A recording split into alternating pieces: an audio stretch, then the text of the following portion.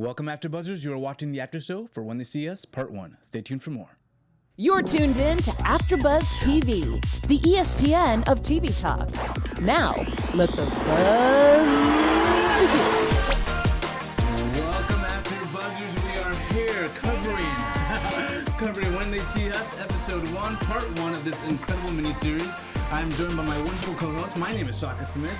I'm joined by Kittie, AJ, and Lexi. Why don't you introduce yourselves? Hey guys, I'm AJ. What's up? I'm Kittie Kaboom. And it's your girl, Lexi. What's up, guys? Oh, wow. Just Heavy. Let's start with smiles before we go into the... Yeah, right? At least a little bit of good feeling.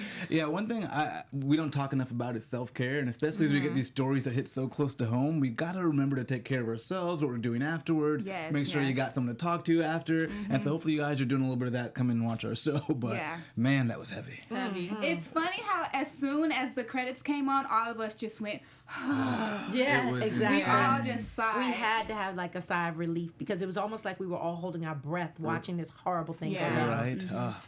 Well, not fun. Yes. I mean, man, great work, but not fun. Yeah. But we got so many great topics to talk about. We got our news, our quotables, our top 3, and of course our predictions. But let's dig into some of the topics. Our first topic will be setting the scene. Our second topic, we'll be talking about the takedown. And of course, our third topic is the confessions, which was just the roughest part of it all. Yeah. But, let's start with the happiness. The happy stuff. We got the beautiful scene. It was almost like a black Stranger Things for me at first. Yeah, that was true. Yeah, I forgot I was the heaviness of what I was about to watch. Right. How'd you guys feel about the scene, the music, everything? In the beginning, it just showed their innocence. Yeah. And it showed how they was living such a normal life before it shifted and for all this tragic events took place. So the beginning of it just reminded me of them being normal black kids playing around. Yeah. And I'm glad that they showed that before their innocence was taken away from them. Yeah. Yeah, I thought it was a huge jolt, and I'm glad that they did a little bit of fleshing out the characters so you had a better idea of the fact of who they were prior to this and how they lived their lives. Yeah. And just seeing a little bit of like who, their personalities to kind of shine a light on this is not, they're not even capable of doing this stuff. We could just tell that in the first 5 minutes. And one thing I liked is just the nostalgia of it all. Like the outfits, the settings where they were, the music, you kind of felt like, oh, they're taking me back. Like, even if you weren't, born in that time, it's like, oh, I feel this, I like this. So I like that they kind of said it with that. Yeah, and just long enough for you to almost forget, and then boom, you got hit with the heavy stuff. But yeah, it was beautiful to see that culture, and they were so young because we forget that they were just children. These weren't like 18, 19-year-olds. These were minors, like 13, 14. So, and then we come to that part where the takedown, and kind of led to the credits, that dramatic time. What did you guys think about the takedown? It really starts in dramatic fashion. Well, just going in the very beginning, one thing I didn't realize is that the boys didn't really know each other. Like, I always assumed with Central Park 5 they were already friends, they were taken down together. But the fact that, they were all kind of in their own separate circles and then kind of ended up being this Central Park 5, that was a shock for me in the beginning when it came to the takedown in the beginning of it all.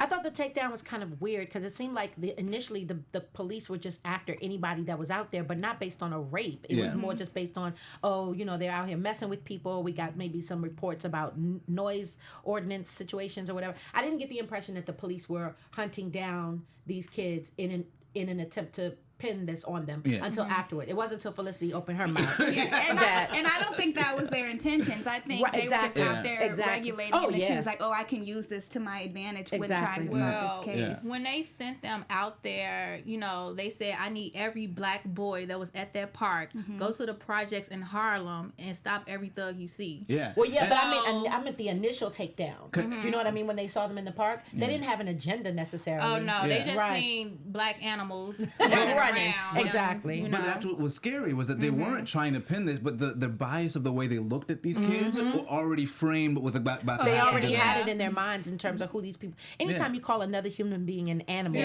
based on nothing but hearsay, and not even hearsay, based on nothing but this prosecutor feeling like she needed to have a glow up, then this is what you're faced with. You believe anything about that person once you strip them of their humanity. Yeah. Exactly. And you'll make them say it themselves. Like, I'm getting ahead of myself, but I just couldn't even believe they got them to say it out of their mouths. That was the hardest part to see. Yeah, definitely. And so, but before we go a little bit more into the confessions, because that's the real heart of this, all we do, of course, have a live read. Lexi, take it for us. Take it away. So, hey, y'all. Thank you for tuning in and watching and making us the ESPN of TV Talk. We love what we do. We love watching our shows with you and discussing them with you. But we can't continue to do it without your help. So if you're watching on YouTube, make sure you like and subscribe and comment down below. If you're listening on iTunes, please make sure to give us a 5-star rating. And no matter what, continue to tune into all of our shows and to talk back to us because we can't do it without you. Yes. And yeah, of course, give us those stars, those 5 stars, and we love your comments, and especially on this one. I was about to say, we really look forward to hearing what you guys think. Yes, absolutely. And of course, now we gotta just jump into it, the confessions. The hardest part, I'm glad they spent so much time on this part, in this episode. Just, I guess, what did you guys think initially of bringing these guys in? We saw they weren't really friends. What did you guys think about how they took these guys in initially? What I am confused about, and maybe you all know, or maybe it's just something we're not supposed to know, is how did they go from getting every black boy in the park to just these central 5? Like, how did they purposely go after these certain 5? Did they just pick a random 5? Or was it genuinely just the interviews that they got from everyone that they felt like they could frame together? That's what I didn't really understand about how this group became that group. I got the I don't know the answer to that, but I got the impression that those are the ones that they were able to physically catch. You know what I mean? Everybody else was able to get away at that initial run. So once they were able to catch a certain amount, they're like, we're going to go with who we have. That's the impression that I got. Yeah, well, I mean, they had all, but they did have more than 5 of them in holding. So how did they make that determination? Kind of Good point. I think through a few people that kind of knew each other. So once they had 1 or 2 people that knew each other, then it was like, okay, well, we got to take you as a whole and then take you as a whole. Yeah. But yeah, I want some more color to how they got down to Right. that. Because even with that case, I don't know his name on this show, but we got excited when we saw Jamal from On My Block. He had a part in this show, and he was actually friends with Tron, and he was kind of the one who led That's them to right. Yeah. That's why right. wasn't he one of the ones who they kind of led with? Why was he the one who was able to go home? Like, what did really made it so that they were the 5? And I my guess might be they went after people, vulnerable parents, Yeah. whoever parents they were able to sign away the confession or leave. They probably went after, okay, well, that one. Yeah, I was gonna say I definitely agree. Just like when the boy that was in a school uniform when his mother came, she knew Yusef, her rights. yeah. Yusef. The mother she came. wasn't having she it. did not let them manipulate her or scare her or anything. She knew her rights. She went in and said, "No, give me my son. I don't care about those Miranda rights. He didn't sign it. I'm leaving." So I think it's just a matter of fact of just knowing, being knowledgeable of what you can and cannot do, and not using scare tactics for them to scare you. But unfortunately, whatever she said or whatever she was able to do in that moment, you saw that Yusef still came back. So unfortunately, whatever she was able to stand for her rights in that day didn't translate into long term. And that's because just too late. It was almost got there too late. Yeah, and I think the only reason they came back was because the last boy implicated Korey. He only went there just to said every single body's name, and because he basically was the glue. said They what set him they up to be the said, glue, right? Because they let them go, but then they had this one boy left, and he got that one tape, and that's all it took. All it took. And one thing I did want to talk about was the tragedy of the parents, because a lot of this did take place because either the parents were in a tough situation, with work and having to go back, and just how the police use those parents, and even the one father who thought he was doing good by his son by telling him to cooperate. Oh my gosh, that was heartbreaking. Yeah, what did you guys think about that? That was a serious moment. Like, that really surprised me. It really took me. But that just goes to show the power that they're able to possess over us. The fear that encapsulates your mind when you're thinking, all I have right now is this moment. And in this moment, I have to decide, do I want to go away forever or do I want to go home? And if they're telling me that I can go home, as much as I know it from past experience that that's not really how this is going to go down, my heart doesn't work in conjunction with my head. And my heart is saying, my boy is hurting and I need to get him out of here. And the father was scared he was going to die. In his case, he had been to jail before and had been in trouble before. So he knows. So he was probably still dealing with that trauma, or maybe even regret of wishing that he would have just gone along with what the police told him to do. So he's like, I don't want my son to go down that same road. Yeah. So I'm going to tell him to do what I wish I did. But on the outside looking in, to me, it was like, how does this make any sense? How could you do that? Right. Yeah. There's no logic Like, involved. how did you think that would be helpful? Because he's not thinking. I think it's all heartfelt. But at the same time, you know, I've never been in that situation, and I wasn't in that situation there. And it's, you know, you never, when you're in a situation, right, you don't know how you're going to react. And they cut so many deals with you, and so I think that father probably got a deal where he probably went to jail for only a year or only 6 months, and he thought that was cooperated only got the 6 months as opposed to the 20 years. So in his mind, he's like, I'm trying to get you off right now. I'm trying to make sure. So let's just go with the flow, no matter what the flow is. And it's just because we have these experiences, and we transfer them to our kids, and it's just even worse. Yeah, exactly. And you know, also this was just a prime example of how they emasculate black men. Yes. And this just goes back into slavery as well. Amen. When you have a black man and he's in charge of his family, but then you have, you know, white Americans coming in and basically, you know, sonning them, like, you know, boy, or get up, go tell your son, you know, all that. And like, you know, as a black man, you want to be strong, but at the end of the day, it's like this person has authority over me. So it's just so much I can do. So just those feelings of feeling helpless and not being able to protect your family, that just goes back to slavery. Amen. Yeah. And the irony of that is now these kids are getting that, but these kids, they are calling men and animals. Exactly. And they're treating these kids not like the innocent play or the horse play in the park, but they're saying you are terrorizing people. Yeah. And so that was the juxtaposition I didn't get. Right. What did you guys think about how they tried to really, I guess, kind of elevate the age of these kids and make them seem, How about that scene on the steps where the mom shows up because, you know, she hadn't been informed until the next morning that her son was in jail. She cut him up and demanded her rights and said, my son is 15. And she was like, well, I have paperwork that says he's 16. I don't care what your paperwork says. My son is a child. Yeah. And the fact that she even came back to her and said, well, the paperwork. Like, she knew that there was no truth to it. And she still stuck to her guns. It's a horrible human being. She's just not good people. They're hurt to watch. And we talked about Yusef's mom, and I love that moment because there's so few times where you feel like you're winning in this story, but that one moment where she said, shame on you for having him in there, that was a moment where it was like, at least you got to hear that from her. Exactly. Yeah. That was poignant. Yeah. And it's just the issue with having these kids grow up faster than they should. Yeah. Because like you said, they was 13, 14. They're not even, half of them wasn't even 16. Right. Not even close to being 18. Yeah. So the fact that you took a 13 or 14-year-old and tried to make him become a man or put him in manly positions, that was just all messed up. Yeah. And they need to stop doing that because you're putting an expectation, or you're what am I trying to say? Like, you're basically, I can't say go on. Bring my I'm just trying to get it out. Go on, though. Go on, y'all. Go. But I will say it's so tough to watch because you know what they're going through, and what's tougher is that this is still happening today. Yes, so, that's what makes it so horrific. Yeah. We look at these things and we hear these stories, and all kinds of horrible plights of the black man have come to the surface, and we hear it over and over and over again, and literally it's repeating itself just in a different way or a different set of people or men and women. The fact that oh God, I sound ignorant. I can't think of the woman's name, but remember the woman that was her last name Blunt? Sandra Bland. Thank you, Bland. There we go. I knew it was a BL that was killed in jail. I mean, she knew going into what it. I was just about to say is if this did happen in modern day, they may have not even made it to the police precinct. Exactly. How about that? Oh yeah. But even if you watch Making a Murderer, when if you guys, I don't know if you guys watched it, but they did the same thing to a 16-year-old where they interrogated him and he had limited abilities, and they really put the screws to him to get a confession that seemed not to be true. Yeah. So we see these things still happening today. I worked in the public defender's office, and they would routinely try to cut deals and say, "Look, you go home today. You say you're guilty. You go home today." And then guess what? 3 strikes in, you had that happened 2 or 3 times. Of course, you're in trouble now. I mean, but think about it. There's no logic at that. If you say you're guilty, you go home today. You're so upset, and all you hear is "go home today." You have work tomorrow. So I'll do whatever. You don't want to get fired. Not just work. You have You're a just life a to little go back kid to. who's scared and don't want to be in this room anymore. Exactly. Going home sounds like the best thing ever, even if that doesn't mean you're going to be home for long. Because you don't think that far in advance. Yeah. Your emotions take over, and that's what rules and creates your next steps. Yeah. Your choices are fueled by it's that. It's also really easy for us to say all this watching this because we already know what's going to happen. Right.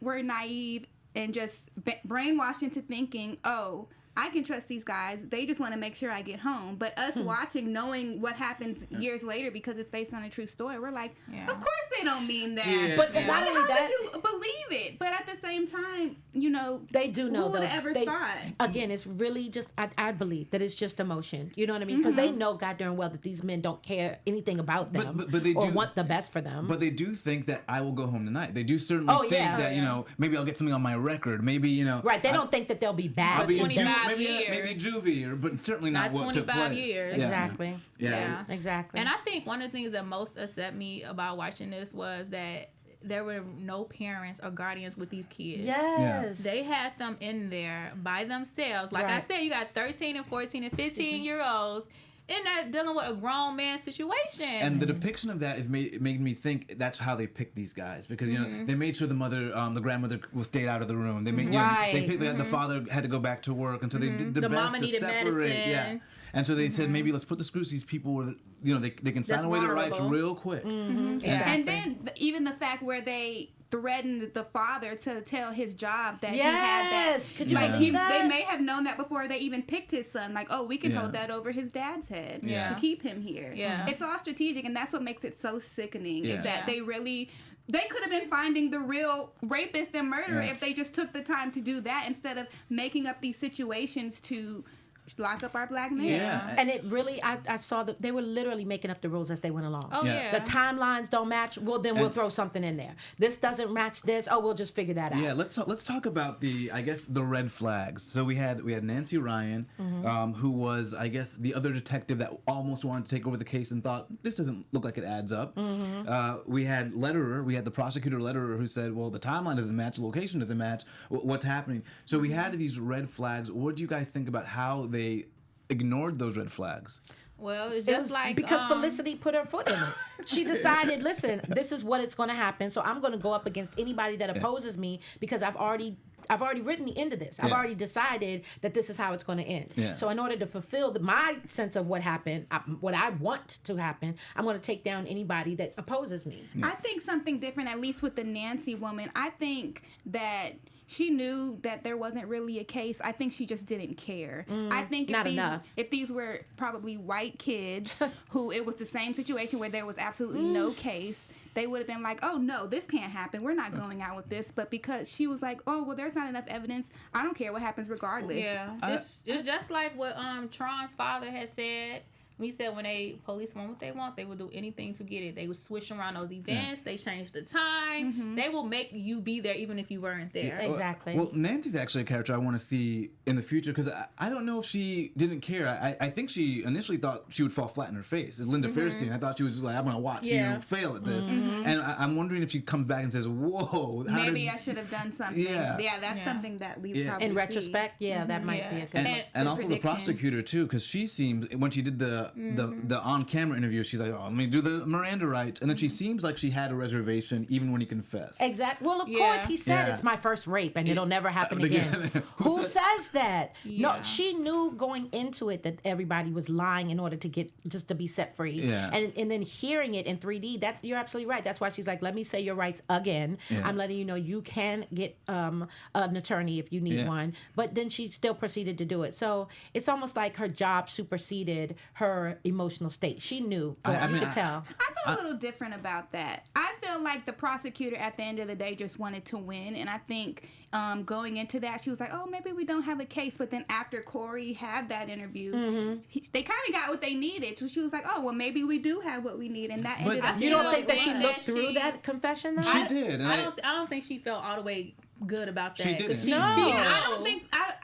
I don't think she felt good about it. I don't think she was purposely trying to lock them up, but I think as a prosecutor, she just wanted to win, and she knew, even though she knew down deep inside that it probably wasn't the truth, that she had what she needed to win her case. I gotta disagree. I'm on the disagree train here because she looked like she was like, let me dot my I's and cross my T's, but she also she was like, I'm doing this to give you the opportunity to tell the real truth so I can kick this somewhere else. Right. Yeah, because go ahead. Yeah, I was gonna say I agree because don't you know how when you know somebody's lying but you can't because they all working for the same team. Exactly. And, true, but she could have walked away. It's that easier said than done. We see for example, we see a lot of people in this first episode that knew that something wasn't right but still didn't say anything, like the black cop Yeah. The black cop that told the detective That stood in the room when they were breaking it down. Not even before even that, when he said, "Hey, that boy is 14, his mother left to get medicine," Exactly. and what the detective say, "Oh, it must be Christmas." Exactly. Yeah. Like it's people he knew, and a lot of people knew, but to say something back in 1989 when this stuff To was say happening, something today. to say To say something today. you still can't. Yeah, do I it. get that as far as the cop go because he's a black man and obviously they don't care about black men, so why would they care what he has to say? But as a prosecutor, you had the power to be like, we don't have a case here, and she still decided to run with it. Well, I want to see what, and we'll talk about the predictions, but at some point she must have had a gut check, right? Yeah, because you can at tell some point. she's thinking. You can know? see, you can see the wheels turning. I felt So, like yeah. she was disappointed when he said that. Yeah. It wasn't Yeah. like, "Oh, we got a case." It was like, "Boy, do But, you know what you got yeah. yourself into?" But I can't Exactly. say nothing because you just said it on camera, and it's on my Exactly. side. and it's on my side. So exactly, that's Right, how I so feel. I'm torn. So I'll be interested to see how that plays out. Yeah. wanna Guess do the what? top Keep three? watching. Yeah. Keep watching. We'll see. Oh my God. We got some great segments. Let's go into our top three. Okay, so the top 3 things that hit me personally as hitting home that stand out. And these are hitting home top 3. Like what really stood out. Right. So the first thing that really got an audible gasp from me clutching my pearls, was when the police officer decided to take off his helmet and smack that little boy in his face with Yeah. it.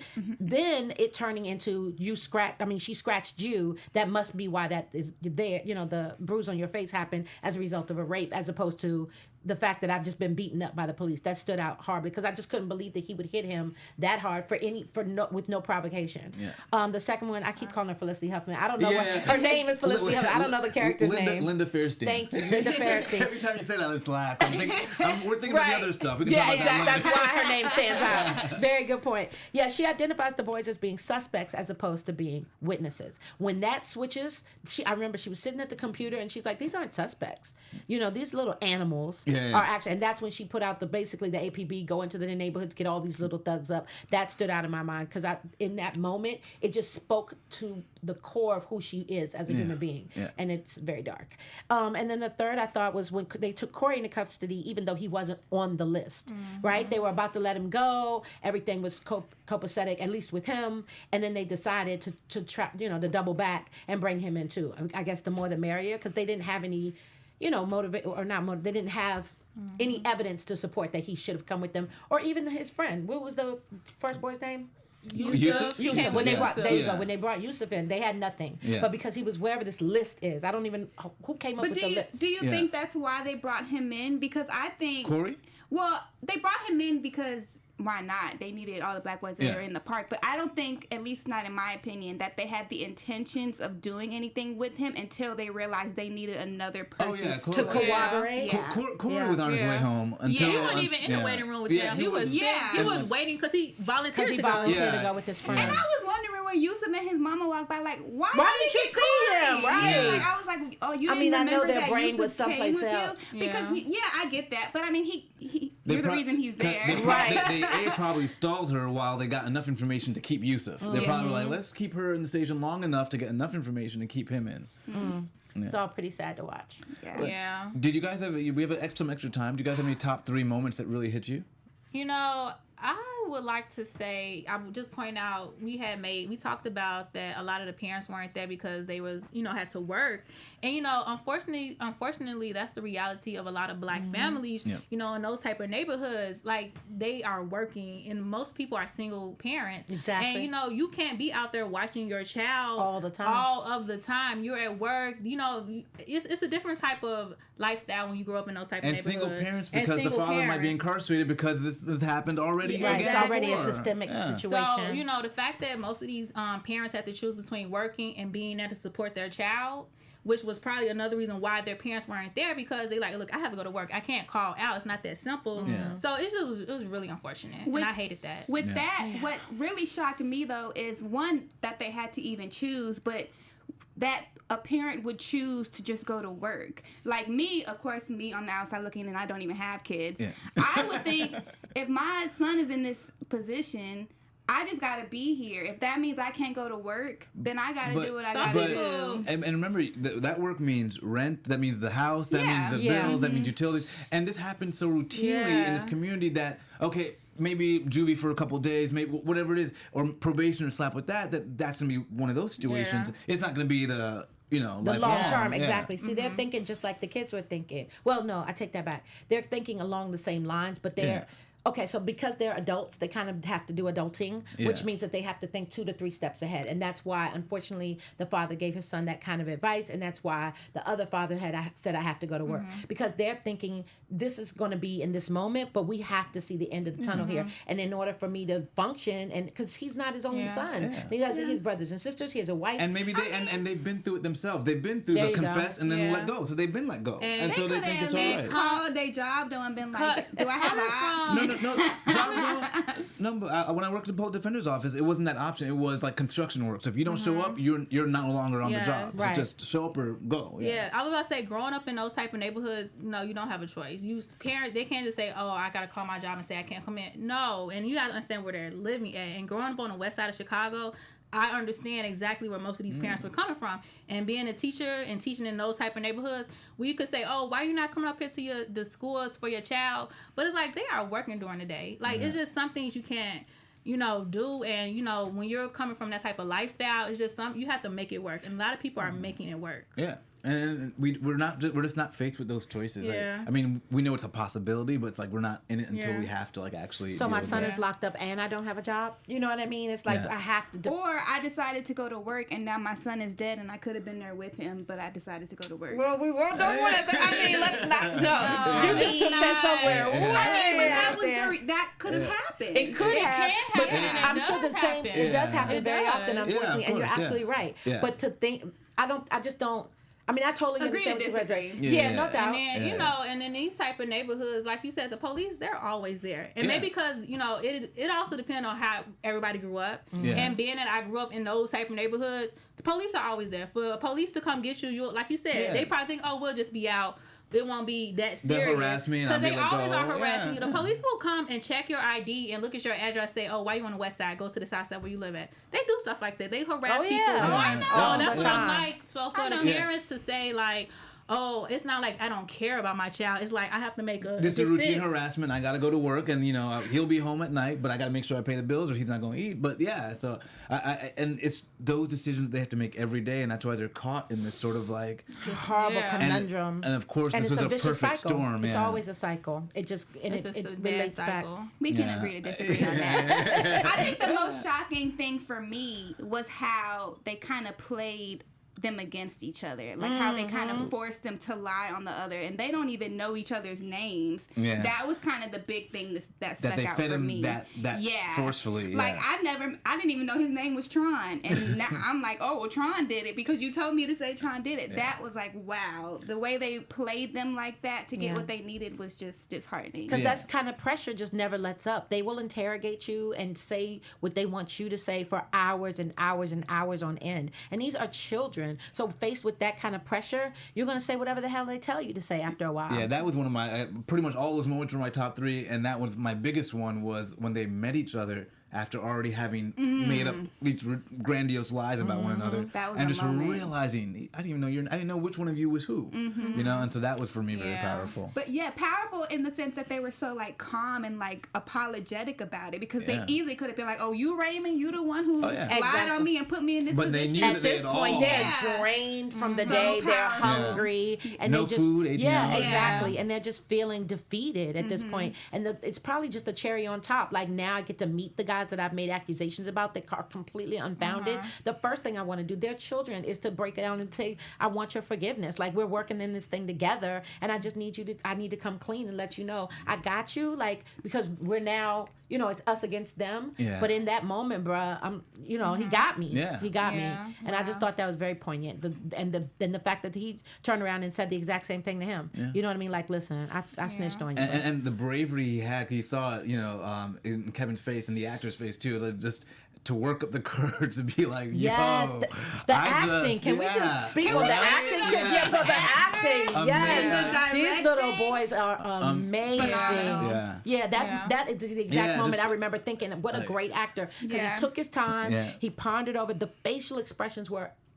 absolutely awesome. And he gave us a whole thought process without speaking a word. I knew what he was going to say, but he literally held on to it because it's so hard to spit out. Yeah, he did so well with that. And then broke everyone in the group down. Yeah. And so that was one of my favorite moments. Definitely. And, you know, in situations, you know, like in this episode, it's just it made black people, well, situations like this just show, you know, the conflict between black people and the police. Yes. You know, how, you know, we're supposed to trust and respect them, but it's hard, very hard to trust and respect the police when you have them doing so much injustice and police brutality and stuff in the black neighborhoods, and especially when you're supposed to go to them because they're supposed to help you and you're telling them the truth and they still take your words and turn them around. So yeah, this history of the police in the black community and the brown community, black and brown, you know, they all all minorities. minorities. Raymond was there, All minorities. And what I thought what was tough is because, you know what, when I look at Linda Fairstein and she really wanted these kids for the rape, she wasn't racist. In the traditional sense. No, because remember, she immediately identified them as witnesses. It wasn't until she felt that a timeline was close enough to match. At some point, she made a shift, but she looked. I don't remember her being anything but dead on. Locked in from the beginning. In the very beginning, when she got into that room, she said, "We have a room full of witnesses. I want all these boys interviewed." But she said, "These are all witnesses. They're going to help us kind of find out who did this and make a timeline." And then she immediately found out that she characterized them as terrorizing other people in the park, and that's when she made the shift to suspects. When she believed that they terrorized other people. And so I just think I want to see how they explore in the future that people who didn't identify themselves as racist but have these sort of biased attitudes. Because here's the thing. So she's not blatantly racist. Yeah. And it wouldn't resonate to talk to her in that way. Exactly, because she doesn't even identify She'll as say, that. no, they hurt other people. So naturally I thought this has nothing to do with race. And so I hope they explore that a little bit, because I think we have such a breakdown in communication with each other. It makes these police community problems so much worse. Yeah, I agree. That's a very good point. I forgot that she did say that. They're witnesses. All I remember is her being like, wake these boys up. Oh, the minute she made the leap, she was in. She was in, Yeah. right. Yeah. Hook, But line, at and the sinker. same time, the joggers that found the body, I'm sure, were not black men. They were white men. So No, they were Spanish because Hispanic. well, why did they never question them is my question. Why did she automatically go to, it has to be those boys in the park, when they had two I don't people think who there's called any out for the reasoning. body that they could have also considered as a suspect? Well, the first thing is the reason I remember they're Spanish is that caught me. They called them beaners in the beginning, and I was like, man, back then they still doing this whole Right. thing. Oh, is that what that means? Yeah, I've never heard that terminology. They refer to them as beaners because they eat, refried beans, black beans. So I was like, oh my god, and that was sort of the gut check moment of, okay, here it begins. We're And here we go. now. Yeah, Here we go. exactly. Man, but I don't know why they didn't look at them seriously, but I do think they thought everyone in that park initially they were looking up as witnesses rather than suspects. And the minute she made that leap, she was all in. Exactly. And she was all not they going had to to do go is off of tell that. her that they had done something even a little bit incredulously. Yeah. You know what I mean? It wasn't a horrible thing that they did, messing with bikers and then beating up the boy. Obviously, that's wrong, but it's not to the extent of murder or rape. But the first thing we see when she makes that leap, she calls them animals. And then once you call someone an animal, then anything's game. Exactly. Yeah. But you know who were racist, and the ones who were the biggest at fault we have not talked about yet on the after show is the men who were interrogating them. Oh, yeah. They definitely. were the ones who really just Yeah, took of it course. there. Like how they would have one guy come in and hit him and make him feel scared, and then have another come in and act like he was comforting him. I was just about to say that Oh, good, yeah. that good cop, bad and cop I'm here to situation. help you. It's like, wow,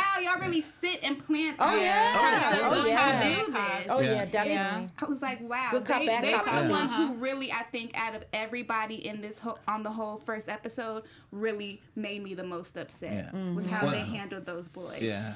And I mean, when I said she wasn't she wasn't traditional racist. I Yeah, want no, to of put like course. racist with an asterisk. Right. Because I think when we talk about racism and race, and you say racist, people are thinking, oh, you gotta be wearing a white hood and no, They're it's so out of touch. I just had a conversation like that today where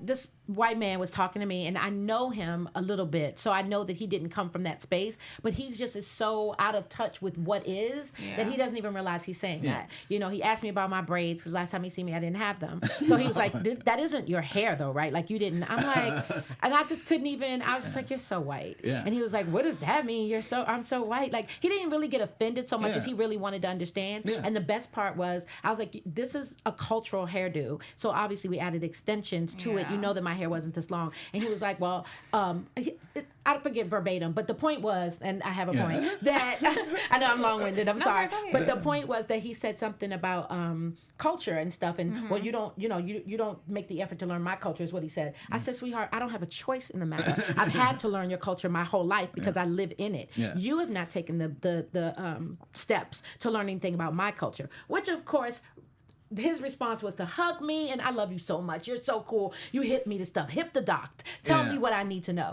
Like, I'm not here for you. That's not my job.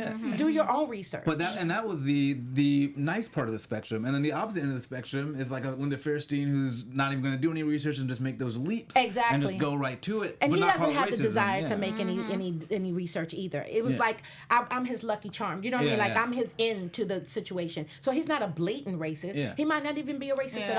But it is racist when you don't take the time to learn another person before you make, and you just accept whatever is given to you about, or whatever is said to you through, whether it be through media or the news, whatever you've ingested is about Black people. That's what you're going to take at face value, as opposed to doing the work to find out what that really means, or how that simply, how you should interact with people with melanin. I don't know. It just kind of stood out in my mind because I couldn't. And then the big hug and, oh, you're so cool. You got to hit me. No. I don't work for you. Girl, I got stories for that. Somebody told me, oh, you coming on CP time? Ooh, a white person? I didn't know that terminology. What is And they was laughing. I said, I guess maybe they thought it was a joke. And Of I'm course like, they did. a joke like, You should have been like, what does that mean? Like, excuse you? Like, what's CP time? Exactly. That's what you should have said, right? I would have been like, I don't know what you're talking about. Girl. But I think this is the kind of show that opens up these conversations. Hopefully. And I think that's what hopefully we'll be getting from this. Yes. Yeah. But I think the most important thing in these conversations, though, is that we have to go into it with an open mind. It's so easy to say, let's talk about it, but then still stand grounded in what you believe is your truth. So, I'm open to listening to you, white man, but I already decided what I feel about you. So you can say whatever you want. I'm going to have a counter attack or a counter point simply because I'm so digging my heels in that I'm right and you're wrong. And there shouldn't be a right and wrong so much as there should just be an understanding. Just like you say, agree to disagree, or find a common ground. Listening to digest, not to respond. There we go. Exactly. That couldn't have put it better myself, little lady. Well, that takes us into our news segment of the hour. Well, guys, now it's time. It's time for news and gossip. So, Nishi. AfterBuzz. Right on time. I was like, where's my news and gossip? So, guys, news and gossip. Niecy Nash, who played Dolores Wise, who was the mother to Korey, she revealed that Netflix had crisis counselors on the set for the actors as well as the real men who are men now. When they showed up, just to counsel them, because it was really heavy. So it was deep. I think that was very responsible of them. I think they could have looked at this as only a Hollywood thing and made it just the way they've made every other project. But that is very responsible, and that's what I'm talking about: doing the work, actually looking into what it takes to make things a lot more easy to digest and a lot more realistic, a lot more so that it hits home, so that it does resonate with people. Because if it's super foreign to you, you're not going to tap into this, right? Like, I wouldn't have watched this probably on my own had I not, honestly, just because it's so heavy. You have to be mentally prepared. I have to be yourself. preparing myself for this, right? There are a lot of shows that I would like to ingest, but unfortunately I can't take all that into my psyche. It works its way into things down the line for me. You know what I mean? I think Ava DuVernay even said that I think there's been like only 2 or 3 moments. I think 3 moments that she's cried on set where the emotion hit her, and she had one of those moments on this one. Of course. Yeah, and so it's like she had one on Queen Sugar, and I think she had one on this one too. Miss Duvernay is a force to be reckoned with. with. My God. But it also had to be really hard as the men who this is their life story to rewatch it and have to relive it. Yes. Like, I would think that they definitely needed it for them alone. Just having to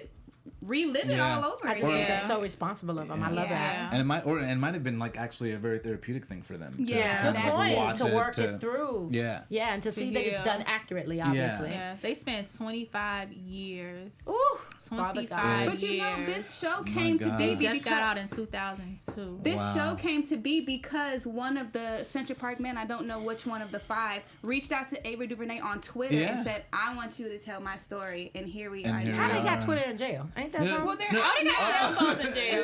Right.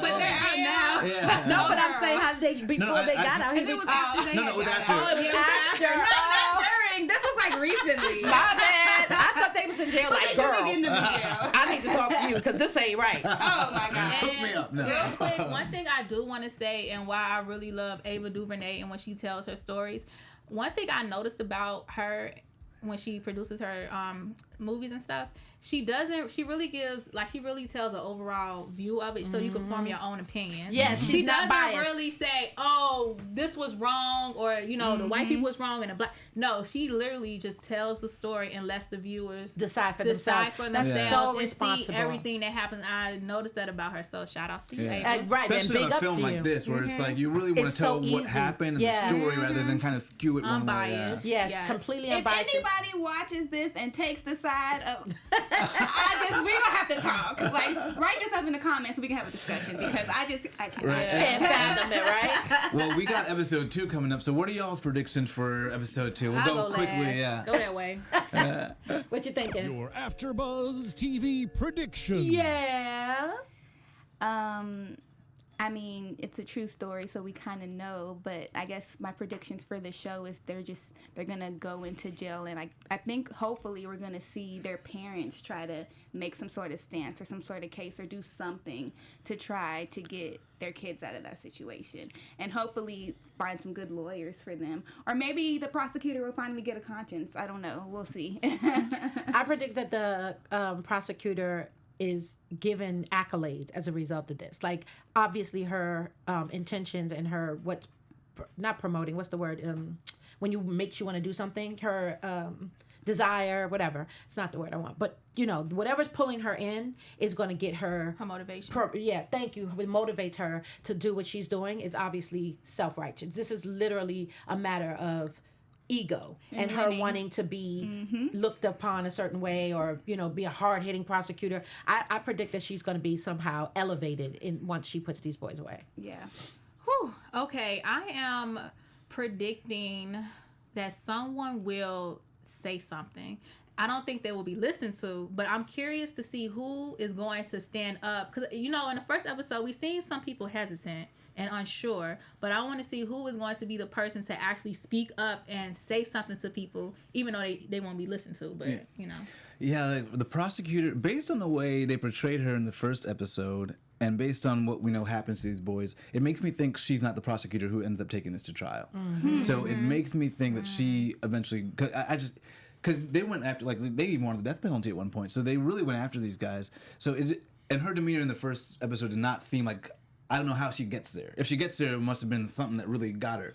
So I predict maybe she's not the one that takes this to trial. They're going to switch them. Really? That's a good I predict she has a gut check and is like, I'm off of this because this is crazy. Yeah, Let's put these predictions together. Yeah. So I predict that she gonna have the gut check, and then they gonna switch. So we'll we'll see. we shall see. We shall see. Well, guys, this was a heavy one. We hope you guys are doing your self-care out there big time. Again, my name is Shaka Smith. You can join me at Twitter, Instagram, and Snapchat at Shaka Strong. Everybody, I'm AJ. Follow me on Instagram at Crimson Pearl and check out my YouTube channel, AJ Talks. Nice. AJ, good for you. I didn't know. Follow me on IG. It's pretty much the only thing I look at these days. It's Kittie Kaboom, KITTIE KABOOM. Kaboom. Kaboom. And you can follow me on Instagram and Twitter at I am Lexi Fierce. See you guys next episode. Take care of yourselves. Bye. Our founder, Kevin Undergaro, and me, Maria Menounos, would like to thank you for tuning in to AfterBuzz TV. Remember, we're not just the first, we're the biggest in the world, and we're the only destination for all your favorite TV shows. Whatever you crave, we've got it. So go to AfterBuzzTV.com and check out our lineup. Buzz you later. The views expressed herein are those of the hosts only and do not necessarily reflect the views of AfterBuzz TV or its owners or principals.